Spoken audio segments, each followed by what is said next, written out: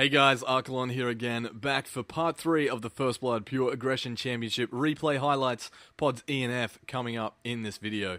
Cinnamon Bun Kid and Telekinetic versus Silensis and Matt McBurney in this one with the Blitz Mirror match. Both players pulling each other early. Matt managing to use both his summoner spells, Flash and Heal, in that exchange. Then the second double Blitz grab, the level 2 advantage with the extra CC from Blitzcrank, just too much, with the extra pull from Darius as well.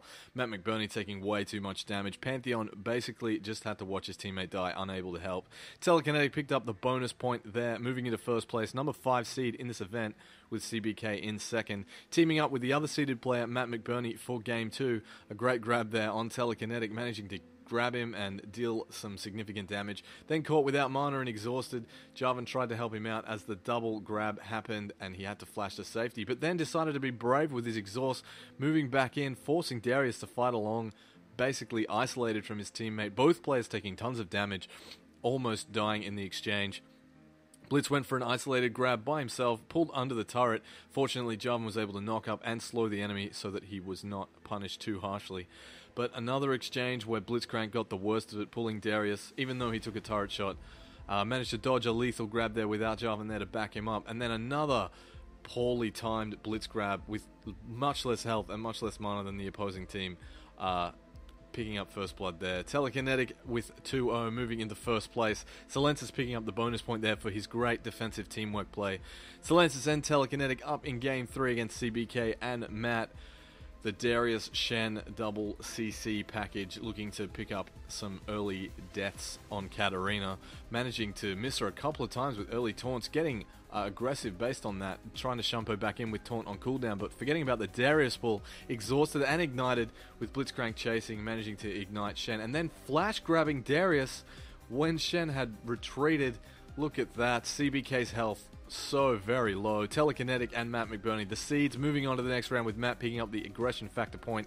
Silensis, very unfortunate, 0-3, but he was the only player in that entire match to not get blitz grabbed.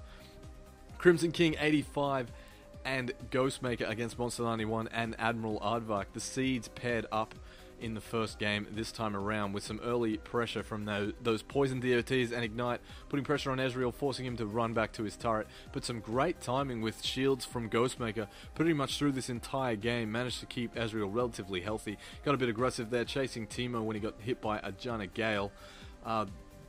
There was just a lot of exchanges where one player would seem to be getting dominated and then quickly turn that back around. See, look at that. Ezreal was forced to retreat and then started to get aggressive on Cassiopeia.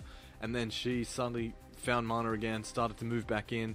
Both players picked up blue buff around about the same time, the 8.5 minute mark.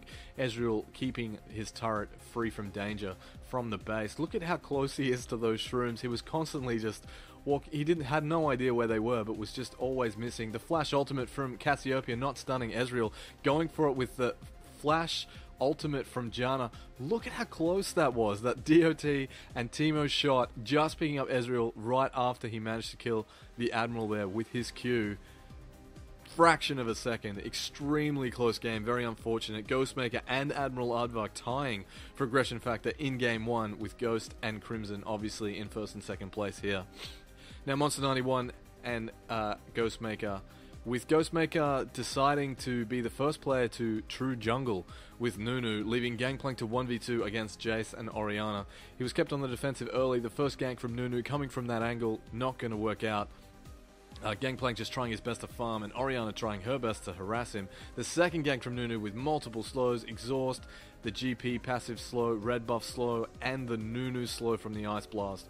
But managing to get away there with the heal as well, and Admiral quickly turning that aggression around to deal some extra damage while they were running away. Dealing tons of damage to the turret, GP not really able to defend it 1v2 against push masters like Orianna and Jace. Kept quite frequently without mana, Nunu having to stay in lane now to help him, just trying to basically prevent them from taking the turret, but deciding in the end, losing 3 points, better than losing 5 points. And the turret went down with Crimson King moving into first place with 8 points. Admiral picking up the aggression factor point again, so he now has 5 points with 3 from a win and 2 aggression factor points. Going into game 3 with the Nidalee Vigar matchup against Nunu and Caitlyn. Looking like Purple Team wanted to have some kind of push scenario going on. Crimson King stepping into a trap there, getting punished a little bit when Caitlyn didn't manage to step into the sides of that event horizon.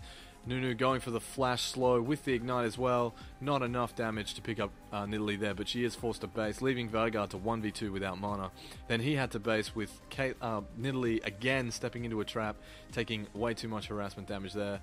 Nunu and Caitlyn both doing their best to deal as much damage as possible to Nidalee, it seemed. Throughout this game, whenever she was within range of one of their abilities, they would prioritize her over Vargar. Not sure why, but that was the way it was panning out. Admiral panicking away heal to some extent there. We're not really in any danger, managing to successfully dodge Dark Matter that time. Nunu using Flash to harass, basically, which was a little bit weird, but Nidalee again kept punished under her turret. Constantly the one that was focused. Nunu going for Vigar under his turret, but managing to flash away to safety there. Just a little bit of health left. Look at that on the side of the picture, just a fraction of health remaining. But nobody left to defend with Nidalee at base, so they were able to take that turret relatively uncontested and pretty much in control the entire game. Monster 91 picked up the aggression factor point there. Unfortunately for Admiral Aardvark, he was 50 seconds behind when it went back to tiebreakers. So Crimson King and Ghostmaker being the ones to go through from Pod F today. Right, that's it for part 3 of the round 1 highlights video. Sorry about the delay, lots going on in life right now, a little bit too busy. Trying my best to get them up there before Christmas.